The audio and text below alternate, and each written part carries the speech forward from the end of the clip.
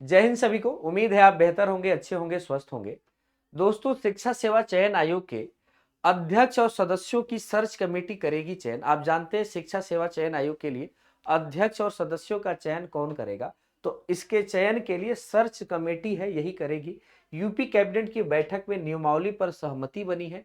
यानी एक तरह से उत्तर प्रदेश में जो शिक्षा विभाग के तहत जो शिक्षकों के लिए प्राइमरी से लेकर उच्च स्तर तक जो शिक्षकों की वैकेंसी पेंडिंग पड़ी हुई है, उसके लिए नई नियमावली के तहत आप जानते हैं कि यूपी में, उत्तर प्रदेश में उच्च से लेकर बेसिक शिक्षा के अनुदेशकों, सहायता प्राप्त अल्पसंख्यक कॉलेजों में शिक्षकों के चयन के लिए गठित उत्तर प्रदेश शिक्षा सेवा चयन आयोग की नियमावली पर यूपी कैबिनेट ने मंगलवार को सहमति दे दी है।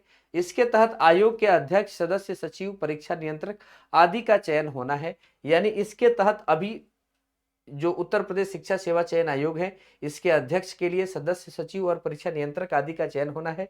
इसे आयोग के संचालन की कार्यवाही आगे बढ़ सकेगी और जैसे टीजीटी, पीजीटी या बाकी जो आपके एग्जाम पेंडिंग में है या जो आगे नियुक्तियां, वैकेंसी आने वाली हैं, वो आएंगी। तो आयोग के अध्यक्ष और सदस्यों का चयन जो है सर्च कमेटी करेगी। सर्च कमेटी की संतुष्टि के अनुसार अध्यक्ष, सदस्य के चयन की सूची मुख्यमंत्री की ओर से अनुमोदित की जाएगी। वहीं से आयोग में एक सचिव, परीक्षा नियंत्रक, एक वित्त नियंत्रक, न्यायिक सेवा के भी विधि अधिकारी और वित्त और लेखा अधिकारी, आउटसोर्स से एक कंप्यूटर और आईटी समन्वयक, 4 उप सचिव भी तैयार किए जाएंगे।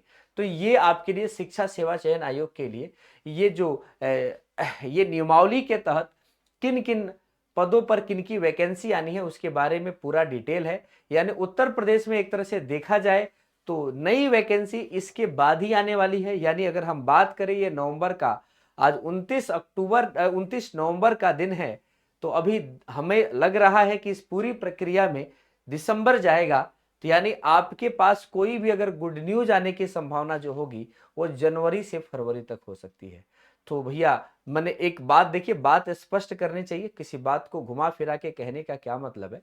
तो मेरा यही कहना है कि अगर आप उत्तर प्रदेश के निवासी और उत्तर प्रदेश में शिक्षक बनना चाहते हैं, प्राथमिक, जूनियर या आप उच्च या आप 11, 12 या 10, 9, 10, तो आप जानते हैं कि यहाँ पे टीजी पीजीटी का फॉर्म जो है पुराना भी पेंडिंग पड़ा हुआ है, उसके लिए एग्जाम नहीं हुए हैं।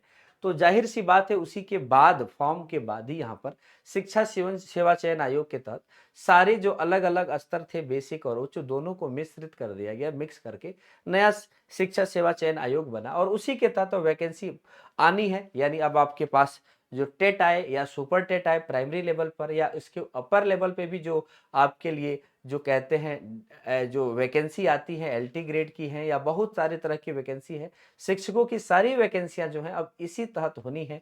तो इंतजार कीजिएगा। कहते हैं कि आगाज ने अंजाम से हंसकर कहा, है दोस्त, मालिक के घर देर है अंधेर नहीं है। जाहिर सी बात है कि देर आएगा, लेकिन आएगा जरूर। तो बहुत ज़्यादा हिम्मत और हौसला हारने की आवश्यकता भी नहीं है। जिन राज्यों को लेकर आप सोच रहे हैं कि बिहार राज्य में बहुत ज़्यादा वैकेंसी आ रही है, तो बहुत लंबे दिनों के बाद वहाँ पर पूर्णकालिक शिक्षकों की वैकेंसी आई है, लगभग 15-20 सालों के बाद। उसके पहले नियोजित शिक्षक भरे जाते थे, ठीक ना। तो उन राज्यों से अगर आपके राज्य की बात करें, वेतन और बाकी चीज़ें भी इस राज्य में ज़्यादा बेहतर है। वैसे हरियाणा और हिमाचल प्रदेश में भी शिक्षकों के लिए बेहतर और शानदार सी वैकेंसी है, तो आप उसके लिए भी पूरी तरह से तैयार रहें। उसके एग्जाम की भी अगर तैयारी कर रहे हैं तो उसके बारे में भी बहुत जल्दी अपडेट आपको टीचिंग बाय एमडी क्लासेज के प्लेटफॉर्म पर देखने को मिलेगा। चैनल पे नए हैं तो चैनल को सब्सक्राइब कीजिएगा और बिल्कुल ये वीडियो कैसा लगा या अपने सुझाव आप कमेंट सेक्शन में दे सकते हैं। जय हिंद सभी को, थैंक यू सो मच।